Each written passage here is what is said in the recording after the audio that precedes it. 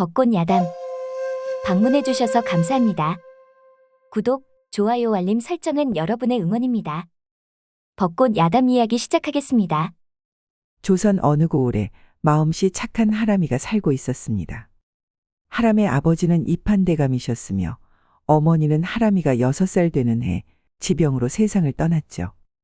이판은 부인 없이 하람이를 키웠지만 여인으로 성장하는 하람이한테는 어미가 꼭 필요하다고 생각이 들었던 거죠.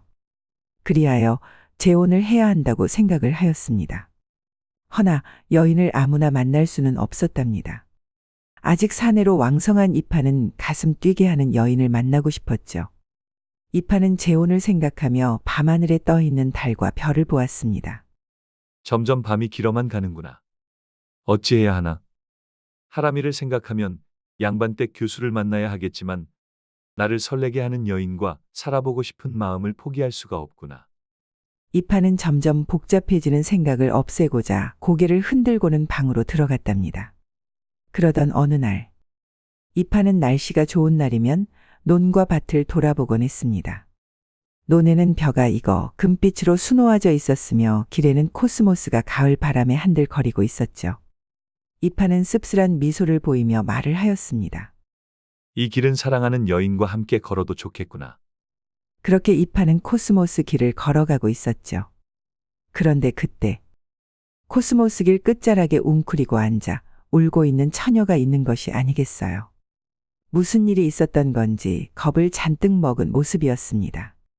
이판은 사정이 딱한 듯하여 처녀한테 다가가 다급하게 말을 하였죠. 낭자 괜찮은 것이요? 처녀는 깜짝 놀라 이판을 올려다보았습니다. 헌데 이판은 처녀의 놀란 눈을 보고 심장이 철렁 내려앉았답니다. 처녀의 눈은 겁먹은 사슴 눈망울처럼 촉촉했으니까요. 이판은 처녀의 아름다움에 심장이 떨려왔습니다. 낭자 어디 아픈 것이요? 아닙니다. 가시는 길 그냥 가시지요. 떨고 있는 낭자를 보고 어찌 그냥 갈 수 있겠어? 처녀는 몸을 움츠리며 작은 목소리로 말을 하였습니다. 발목을 다친 듯합니다. 어허, 발목을 다친 것이요? 이판은 처녀가 발목을 다쳤다는 소리에 정신없이 치마를 들치고 버선을 벗겼죠. 처녀는 갑자기 치마가 들쳐지니 화들짝 놀라 치마를 후다닥 내렸답니다. 이판은 자신도 모르는 사이 처녀의 치마를 들쳤다는 것을 알고 얼굴이 홍당무가 되었죠. 미안하오. 낭자가 아프다고 하니. 그만 큰 실수를 범하였어. 저를 도와주시려 하신 것이 아닙니까? 전 괜찮습니다. 허면 걸을 수는 있겠어? 한번 일어나 보시오. 처녀는 힘겹게 일어나다 그만 주저앉고 말았죠. 아니 되겠어. 그 다리로 걷다가 큰일이 나겠어. 내 등에 업히시오. 아니, 그럴 수는 없지요. 처녀는 부끄러워하며 몸을 돌렸답니다. 이판은 그런 처녀의 모습이 어찌나 귀엽던지 입가에 미소가 떠나지 않았죠. 이판은 이 처녀가 점점 궁금해졌습니다.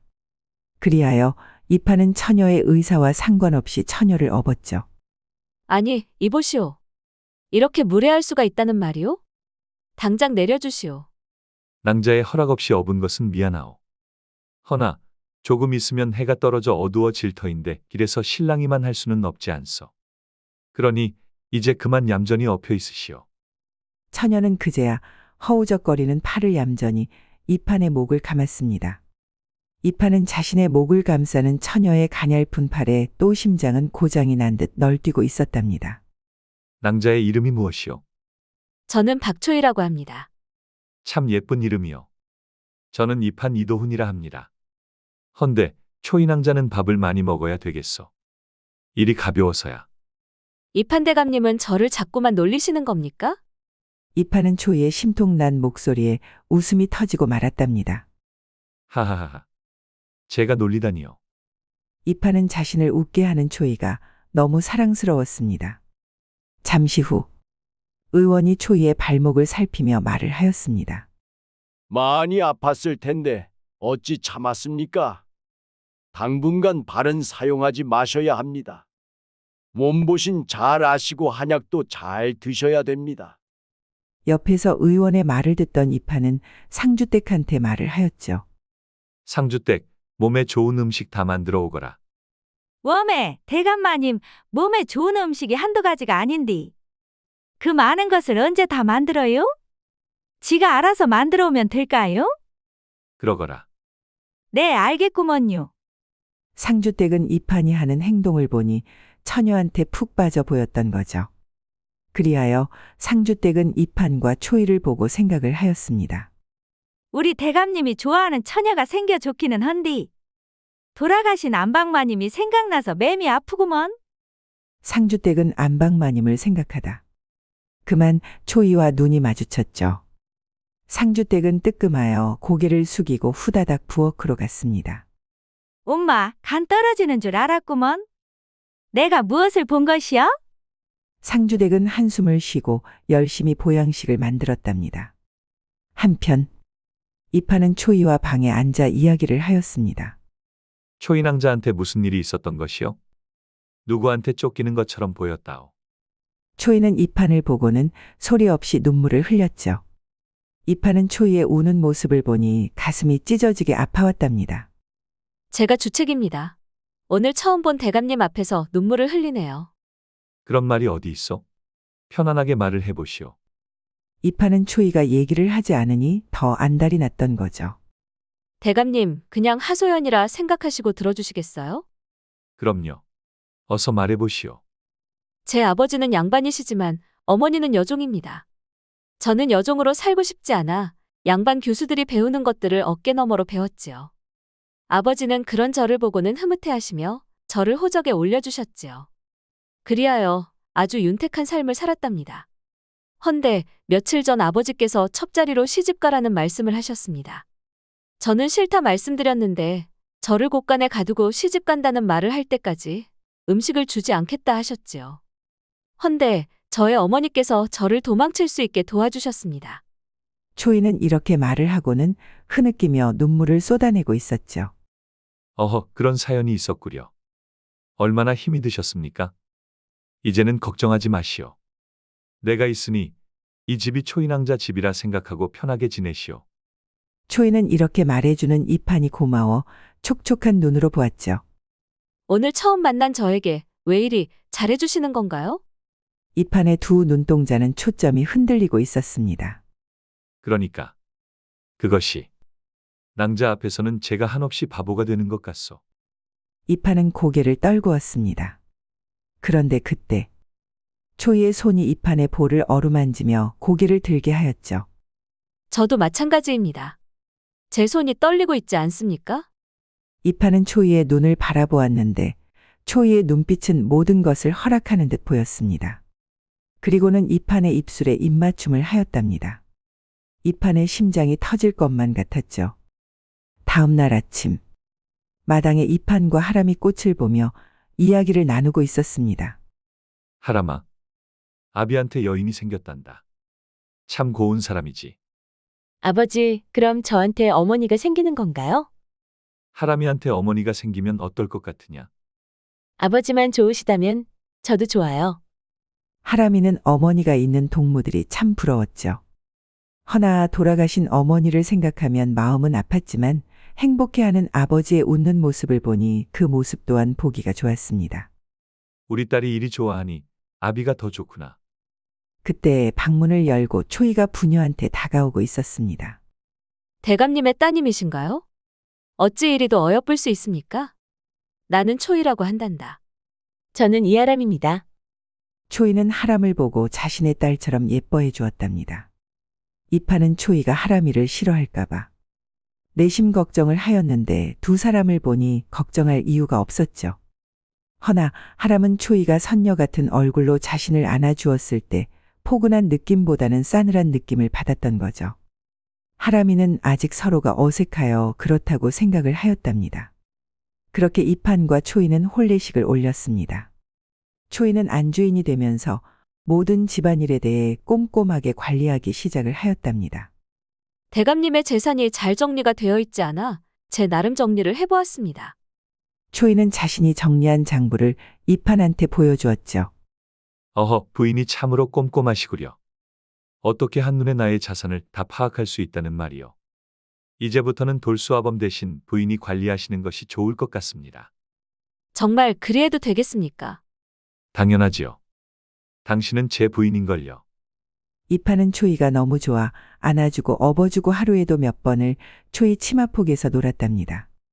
그러던 어느 날 아침이었습니다. 이판이 집에 없을 때 초이는 돌수아범을 조용히 불렀죠. 마님 부르셨남요?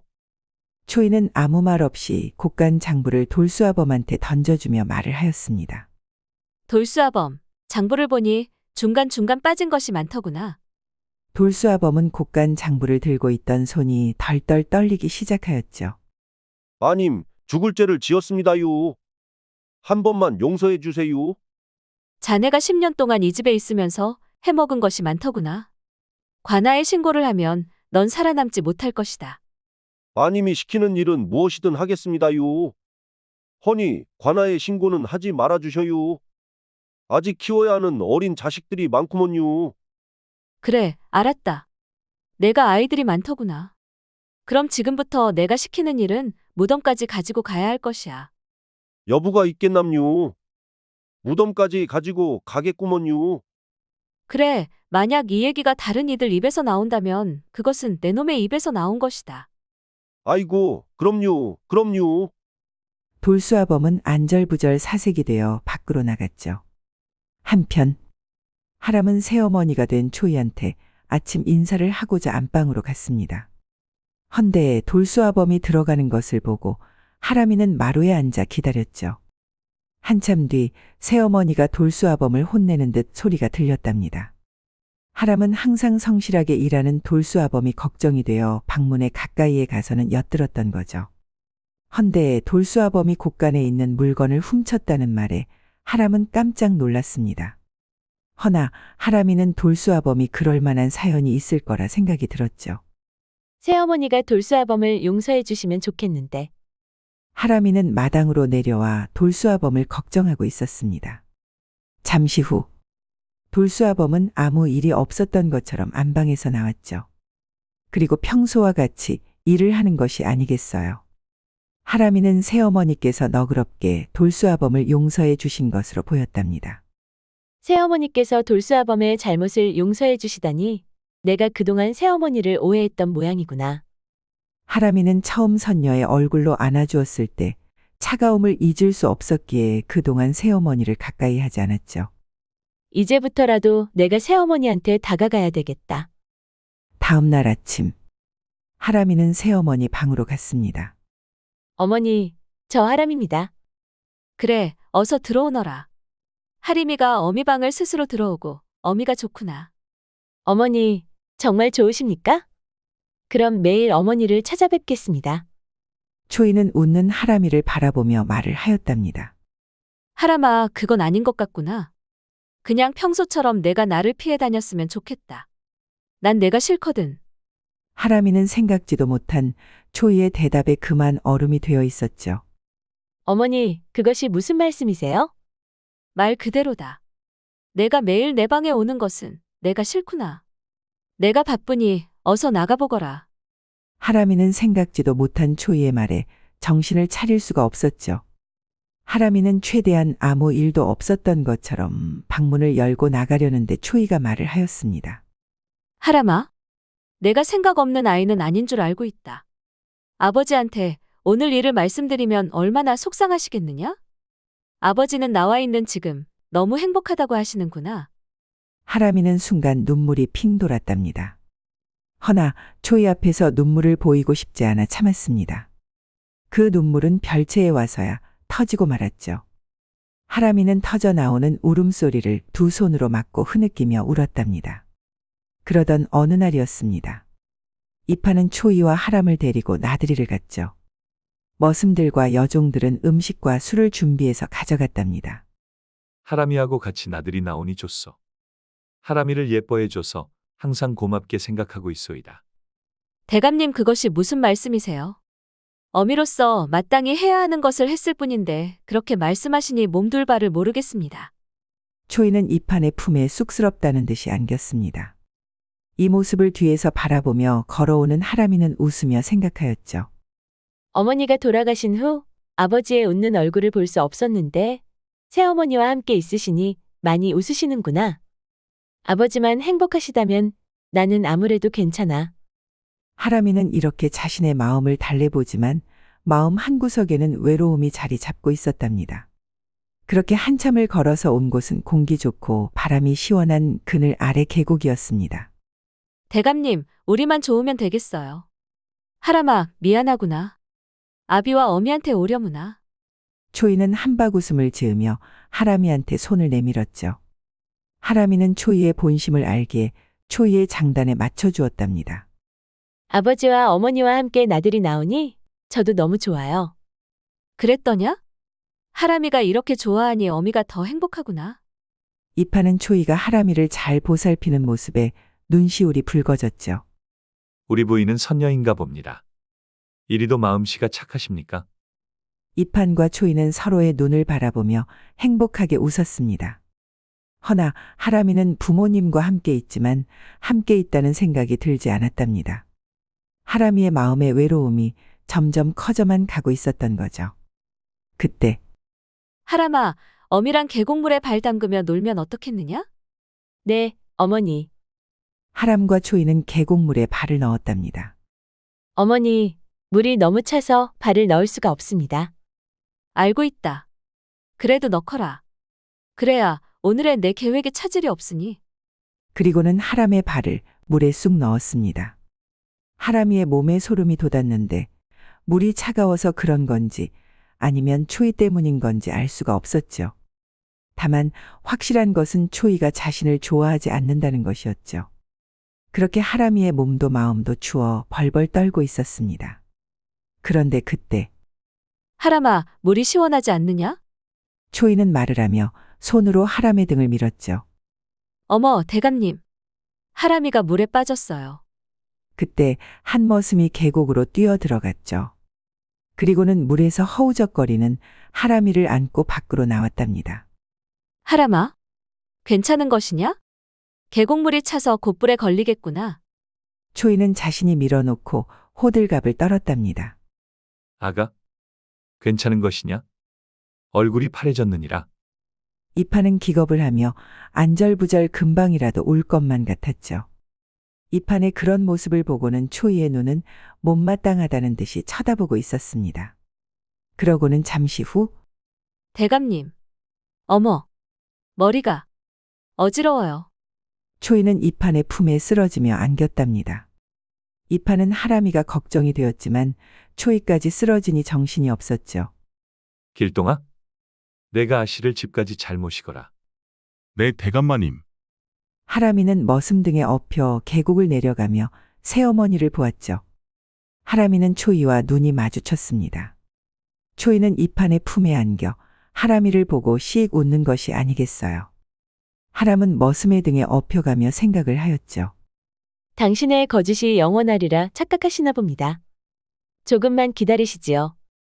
진실은 언젠간 밝혀질 테니까요. 하람의 몸과 마음은 얼음처럼 꽁꽁 얼어 떨고 있었습니다. 아씨, 몸이 차갑습니다. 어서 제 등에 기대시지요. 길동이라 하였느냐? 네, 아씨. 처음 보는 머슴이구나. 어제 들어왔지요. 그래, 길동아. 내 등이 따뜻하여 다행이구나. 하람이는 길동이의 어깨에 얼굴을 기대고는 말을 하였습니다. 그런데 그때 길동이의 어깨가 따뜻해졌죠. 그건 하람의 눈물이 폭포수처럼 흐르고 있었기 때문이었답니다. 길동이는 하람이가 안쓰러웠습니다. 그도 그럴 것이 길동이는 계모 초이가 하람이의 등을 밀어 계곡물에 빠뜨리는 것을 보았으니까요. 길동이는 마음속으로 다짐을 하였죠. 하라마 씨가 그동안 많이 힘이 드셨겠구나. 나라도 하라마 씨를 보살펴 드려야겠다. 며칠 후 초이는 돌수아범을 불렀습니다. 마님 부르셨습니까요? 지금부터 자네가 바빠질 것이야. 우리 집에 머슴이 12명인가? 네, 맞습니다요. 12명 중에 일을 잘 못하는 머슴이 누구이더냐? 아무래도 들어온 지 얼마 되지 않는 길동이하고 살이 찐 개똥이 지요. 그럼 두 머슴만 놔두고 나머지 머슴들을 다 내보내거라. 마님, 지금 일이 많은데 머슴이 다 나가면 누가 일을 하지요? 돌수아범, 시키면 시키는 대로 해야지. 마님, 10명 모두 보내겠습니다요. 돌수아범은 자신의 약점을 잡고 있는 초이가 무서웠습니다. 다음 날 아침, 돌수아범은 10명의 머슴들을 다 내보냈습니다. 마님, 대감님이 이 사실을 아시면 많이 화를 내실 텐데 지는 어떠하지요? 그건 내가 알아서 할 터이니 넌 입 조심이나 하거라. 네, 마님. 돌수아범은 안방에서 나왔죠. 돌수아범, 머슴들이 다 어디 간 것이야? 하라마 씨, 마님이 다 내보내라 해서 저도 어쩔 수가 없었구먼요. 하람이는 자신한테 잘해줬던 머슴들이 이제 없다고 생각하니 또 마음이 아파왔습니다. 하람이가 슬퍼하는 모습을 보고 뛰어오는 머슴이 있었죠. 하라마 씨, 길동이는 여기 있습니다요. 길동이가 있었구나. 다행이다. 하람의 두 눈에서는 촉촉한 눈물이 흐르고 있었습니다. 길동이는 그런 하람이를 보며 마음이 찡해왔죠. 저녁이 되어 이판이 들어왔답니다. 이판은 머슴들을 내보냈다는 말에 노발대발 화를 냈죠. 돌수아범, 이것이 어찌된 일이더냐? 지는 마님이 시키는 대로 했을 뿐입니다. 아니, 초이가 이판은 아무리 사랑하는 초이라고 해도 이번 일을 그냥 넘길 수는 없었죠. 그리하여 도포자락을 휘날리며 안방 문을 벌컥 열고 들어갔습니다. 헌데 이것이 무슨 일이랍니까? 초이가 이불에 누워 어깨를 들썩이며 울고 있는 것이 아니겠어요. 초이야, 어디가 아픈 것이냐? 초이야, 울지만 말고 말을 해보거라. 이판은 화를 내려다가 초이가 서럽게 우니 화난 마음은 쏙 들어갔습니다. 그동안 대감님이 걱정하실까봐 말씀드리지 않았지만 저도 머슴들 때문에 많이 힘이 들었지요. 제가 어리다고 말을 잘 듣지 않는 머슴들도 있었고요. 또 제가 아름답다며 사랑한다는 말을 은밀하게 하는 머슴들도 있었지요. 뭐시? 참고 견뎠지만 흑흑흑. 그동안 얼마나 혼자 힘이 들었느냐? 내 잘못이 크다. 하여 청이 있습니다. 어서 말해보거라. 제가 머슴을 뽑아도 될런지요. 그래, 당장 그리하러무나. 이판은 울고 있는 초이를 안쓰러워하며 꼭 안았습니다. 허나 품에 안긴 초이는 알 수 없는 미소를 짓고 있었답니다. 다음 날 오후가 되었죠. 이판 댁에서 머슴 10명을 구한다는 소리에 10명이 넘는 사내들이 앞마당을 가득 채웠습니다. 초이는 대청마루에 앉아 앞에 발을 쳐놓고 한 명씩 앞으로 나오게 하였죠. 초이는 몇 가지 질문을 하고는 통과 불통을 주었답니다. 그리하여 10명의 머슴들이 뽑혔죠.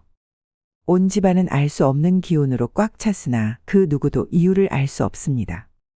다만 하람이만 그 이유를 짐작하고 있었답니다. 그러던 어느 날 이판대감이 심장에 통증을 느끼며 쓰러지고 말았습니다. 초이는 이판 옆을 혼자 지켰으며 그 누구도 옆에 오지 못하게 하였죠. 하람이도 예외는 아니었답니다. 어머님, 아버지를 뵐 수 있게 해주세요. 아버지가 안정을 찾을 때까지는 좀 참고 있거라. 정신이 없는데 너까지 그러는 것이냐? 철딱서니가 없구나. 하람이는 아버지가 걱정이 되어 잠이 오지 않았습니다.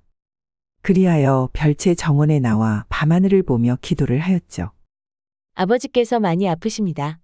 부디 회복하게 해주세요. 아씨, 이 늦은 밤에 주무시지 않으시고 무슨 생각을 하시는 건가요? 아버지께서 아프신데 딸의 얼굴도 뵙지 못한다는 것이 말이 되는 것이냐? 아니지요. 아씨는 아버지를 당연히 배워야지요. 길동이는 아무리 생각을 해보아도 방법을 찾을 수가 없었답니다. 두 사람은 밤이 깊어져 각 방으로 들어갔습니다. 그리하여 축시가 지나가고 있을 무렵이었죠. 하람이는 자다 밖에서 요란한 소리가 들려 밖으로 나왔습니다. 헌데 머슴들이 칼을 들고 검객 한 명과 칼싸움을 하는 것이 아니겠어요. 하람이의 눈에는 머슴들이 칼을 들고 싸우는 모습이 예사롭게 보이지 않았던 거죠. 하람이는 어수선한 틈을 타 아버지를 볼 수 있을지 숨어보고 있었답니다. 초이는 자다 요란한 소리에 밖으로 나왔죠. 그때 검객은 초이의 목에 칼을 대고 모든 머슴들을 위협했습니다. 그렇다 보니 머슴들은 검객을 공격할 수 없었죠. 검객은 초이를 겁박하며 안방문에서 서서히 멀어졌답니다. 하람은 안방으로 들어갈 수 있는 기회가 온 듯하여 뒷문으로 통해 이판이 있는 방으로 들어갔죠. 헌데 이것이 무슨 일이랍니까? 이판의 얼굴은 창백하게 변해 있었죠. 아버지, 하람입니다. 아버지에게 무슨 일이 있었던 것입니까? 이판은 힘겹게 눈을 떴죠. 그리고는 말을 하기 시작을 하였습니다. 아가, 미안하다. 초이를 믿지 말거라. 돈이 되는 문서들을 챙겨 이곳을 떠나거라. 아버지, 그것이 무슨 말씀이세요? 시간이 없구나. 저는 아버지를 두고 갈 수가 없습니다. 새어머니가 어떠하다는 것입니까? 초이는 왈패 두목이다. 초이한테 당한 대감이 한두 명이 아니었다. 난 그 사실을 알고는 있었지만 초이가 왈패의 두목이라고는 꿈에도 생각을 못했단다. 머슴들도 다 한패이니 그 누구도 믿어서는 아니 된다. 하람아, 이 방의 의장을 밀치면 작은 문이 있을 것이다. 그 보따리를 가지고 어미가 가는 절에 가서 숨어 있거라. 아비도 그곳으로 가겠다. 그리고 절대 그 누구도 믿지 말거라. 제발 아가, 아비가 부탁하마. 어서 도망치거라. 하람이는 이판의 간절함에 어쩔 수 없이 말을 들을 수밖에 없었습니다. 그리하여 의장을 밀치고 보따리를 챙겨 뒷문으로 도망을 쳤답니다.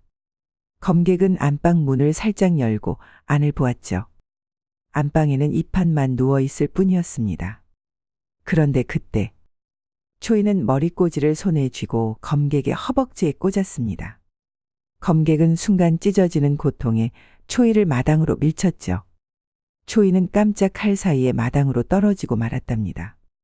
저놈을 잡거라. 저놈을 잡지 못한다면 오늘 일에 대해 각오를 하고 있어야 할 것이야. 머슴들은 초이의 눈을 보고 혼비백산이 되었죠. 초이의 눈빛에는 살기로 가득 차 있었습니다. 한편 하람은 아버지가 말씀하신 절로 가고 있었죠. 헌데 보따리가 생각보다 무겁다 보니 산을 오르는 것이 힘이 들었답니다. 깊은 산속은 어둠으로 쌓여가고 있었습니다. 나뭇잎 스치는 스산한 바람소리와 늑대 울음소리가 하람이한테 공포로 몰려오고 있었죠. 잠시 후 하람이가 뒤를 보니 얼마 떨어지지 않는 곳에 여러 개의 횃불들이 다가오고 있었답니다. 산꼭대기에 있는 절로 가려면 이 길 말고는 없다. 멀리는 못 갔을 것이니 어서 서둘러라. 하람이는 점점 가까워지는 사내들 발소리에 다리가 경직이 되어 움직일 수가 없었습니다. 하람은 온 힘을 다하여 숨을 곳을 찾아 경사진 비탈길로 내려가려는데 횃불을 든 사내들이 거의 하람이 있는 곳까지 왔던 거죠. 어떻게 하지? 여기까지인가? 어머니 도와주세요. 하람이는 두 눈을 꼭 감고 온몸을 떨며 움츠리고 있었죠. 그런데 그때 사내의 커다란 손이 하람이의 입을 순식간에 막고 사내의 두 팔은 하람의 몸을 움직이지 못하게 결박하였답니다. 그리고는 커다란 나무뿌리 틈 사이로 파고들었죠. 하람은 너무 놀라 온몸을 움직여 보았지만 절대 움직일 수가 없었습니다. 하람은 잡혔다고 생각이 드니 온몸은 두려움으로 떨려왔죠. 헌데 사내는 자신의 위치를 알리기보다는 점점 더 숨 쉬는 것조차 들리지 않을 정도로 긴장하고 있었던 거죠. 또한 사내는 하람이를 자신의 품에 꼭 안아 그 누구한테도 들키지 않게 애쓰는 듯 하였답니다. 하람은 그 순간 누구인지도 모를 사내의 품이 그렇게 따뜻할 수가 없었던 거죠. 잠시 후 횃불은 든 사내들의 말소리와 발소리는 점점 멀어져 갔습니다. 사내는 손과 팔을 풀기 전에 말을 하였답니다. 아씨, 길동이입니다. 안심하시지요. 길동이는 말을 하고는 하람의 손과 팔을 풀어주었습니다. 길동이더냐? 하람은 뒤를 돌아 길동이를 보았답니다. 그런데 이것이 무슨 일이랍니까? 길동이가 검은 옷과 복면을 쓰고 있는 것이 아니겠어요. 길동아? 집에서 머슴들하고 싸운 검객이 길동이였더냐? 네, 맞습니다. 자세한 것은 몸을 피하고 말씀드리겠습니다. 이제 어디로 가야 할지 모르겠다. 아버지께서 말씀해 주신 절도 그놈들이 벌써 알고 있더구나.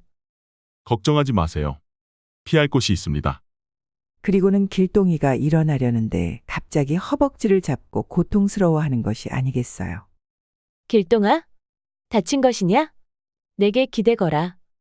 길동이는 하람이가 자신의 긴 팔을 작은 어깨에 올리는 것을 보고 있었죠.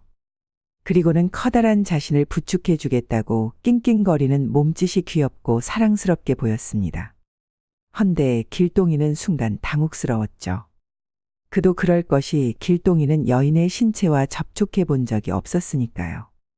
헌데 이런 상황을 모르는 하람이는 커다란 보따리를 메고 그리고 커다란 길동이를 부축하며 열심히 산을 내려갔던 거죠. 사실 하람이가 길동이를 부축했다는 것보다는 길동이가 하람이의 어깨에 팔을 걸쳐 놓았다는 표현이 더 정확하였습니다. 허나 하람이를 바라보는 길동이의 표정은 오히려 그 상황을 즐기고 있었답니다. 그렇게 길동이의 심장에 하람이가 서서히 녹아내리고 있었죠. 잠시 후 길동이와 하람이가 도착한 곳은 하람이의 집에서 가까운 으리으리한 기와 집이었습니다. 길동아? 여기는 우리 집과 너무 가까운 곳이 아니더냐? 아씨, 걱정하지 마시지요. 등잔 밑이 더 어둡다고 하지 않습니까? 아씨가 이 방을 쓰세요. 아씨가 필요한 것을 준비해 놓았습니다. 길동이 방은 어디더냐? 저는 아씨 바로 옆방입니다. 그렇구나. 내가 바로 옆방에 있다고 생각을 하니 잠을 잘 때 무섭지 않을 것 같구나. 오늘 하루는 아씨한테 무척 힘들 날이었습니다. 제가 방문 앞에서 지키겠습니다. 자기 전에 너의 상처를 치료해야 되겠다. 아닙니다. 그렇게 깊은 상처가 아니어서 괜찮습니다. 어찌 다친 사람을 난 몰라라? 할 수 있겠느냐? 나한테 상처에 바르는 약이 있으니 어서 상처를 보이거라. 길동이는 평소 이 정도의 상처는 대수롭지 않게 생각하고 살았는데 작은 상처에도 염려해 주니 기분이 간질간질 묘하게 좋았던 거죠. 하람이는 길동이의 상처를 빨리 치료해 줘야 한다는 생각을 했는지 길동이 앞에 쭈그리고 앉아 바지를 올리려 했습니다. 길동이는 그런 하람이의 모습에 깜짝 놀라 말을 하였죠. 아씨, 제가 올리겠습니다. 길동이는 너무 쑥스러워 후다닥 옷을 허벅지까지 올렸답니다. 하람이는 생각지도 못한 길동이의 두꺼운 허벅지를 보고 심장이 심쿵 내려앉아 넋을 놓고 보고만 있었습니다. 길동이는 그런 하람이를 내려다보며 그 모습이 너무 귀여워 피식 웃었답니다. 상처를 치료해 주신다는 하람아 씨는 어디 가신 건가요? 하람이는 길동이의 말소리에 정신을 차리고 길동이를 보았습니다. 길동이의 눈빛은 부드럽고 사랑에 빠진 사내의 눈을 하고는 하람이를 내려다보고 있었답니다. 하람이는 길동이의 눈빛에 매혹될 것 같아 외면하고 상처에 약을 바르기 시작을 하였죠. 상처가 이리도 깊은데 이것이 대수롭지 않다는 것이냐?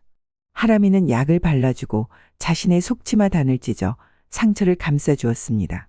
길동이는 자신의 상처를 치료해주는 하람이가 너무 사랑스러워 눈을 뗄 수가 없었답니다.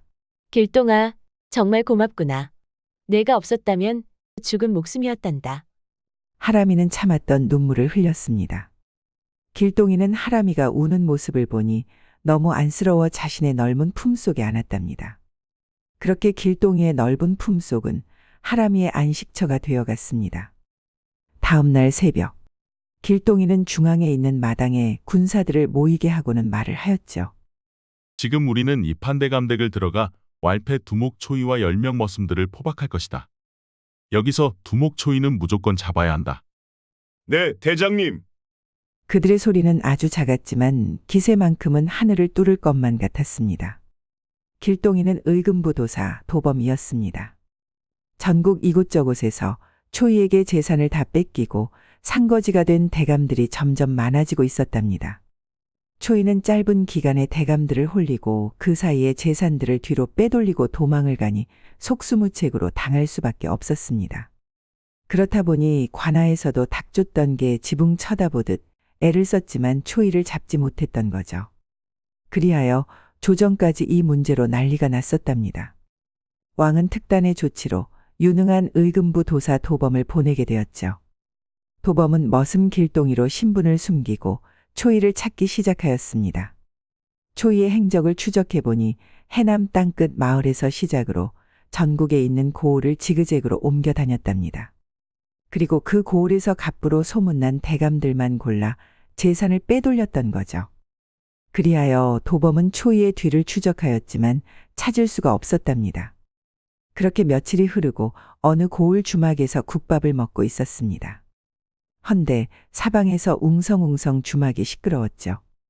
주모, 저 사람들은 무슨 얘기로 저리도 재미있어 하는 것이요? 아이고, 말도 마시오. 며칠 전에 이판대감이 불쌍해서 집에 들인 젊은 처자가 안방을 차지했다오. 헌데 이판대감 앞에서만 그렇게 착한 척을 한다고 말들이 많다오. 그런 일이 있었군요. 그리하여 도범은 초이라고 생각이 들어 이판대감 댁에 머슴으로 들어갔던 거죠. 한편 도범은 부하들과 이판대감의 집으로 조용히 들어갔습니다. 도범은 이판대감을 안전하게 밖으로 피신시킨 후 자고 있는 왈패들 방을 동시에 습격하였답니다. 왈패들은 자다 날벼락을 맞은 듯 비봉사몽 군사들에게 포박되었죠. 도범은 초이를 찾았지만 어디에도 없었습니다. 도범과 군사들은 벼룩 잡듯이 꼼꼼하게 집안 구석구석을 찾았답니다. 허나 아무리 찾아도 그 어디에도 초이를 찾을 수가 없었던 거죠. 헌데 도범의 눈에 여종의 딸인 6살 아이의 시선을 보게 되었죠. 엄마 품에 안겨 있었지만 한 곳만 주시하는 것이 아니겠어요. 아이의 시선이 머무는 곳을 보니 얼굴 피부가 곱상한 여종이 고개를 숙이고 여종 틈 사이에 있었습니다. 허나 여종이라고 하기에는 얼굴이 너무 고왔던 거죠. 도범은 초이라고 생각이 들었답니다. 그리하여 도범은 모른 척하고 초이를 살피며 서서히 다가갔습니다. 헌데 초이는 단검으로 한 여종의 등 뒤에서 겁박하고 있는 것이 아니겠어요. 그런데 그때 도범은 초이가 있는 반대쪽으로 가지고 있던 검을 힘차게 던졌습니다. 그곳에 있는 군사들과 여종들 그리고 초이까지 깜짝 놀라 검이 떨어진 곳을 쳐다보았죠. 도범은 초이가 떨어진 검에 정신 팔려 있는 찰나 초이를 발로 걷어찼답니다. 그리고 도범은 초이의 얼굴에 큼직한 주먹 날렸는데 초이는 한 방에 나가 떨어지고 말았습니다. 그리하여 조정을 흔들어 놓은 사건은 해결이 되었죠. 한편 하람이는 새벽에 2명의 군사가 아버지를 모시고 온 것을 보고 눈물을 흘렸죠. 같이 온 의원은 서둘러 이판의 몸을 진료하였답니다. 어허, 온몸이 마비가 되어 있습니다. 산짐승을 잡을 때 사용하는 약을 쓴 것 같습니다. 이 한약을 꾸준히 복용을 하시면 마비는 풀릴 것입니다.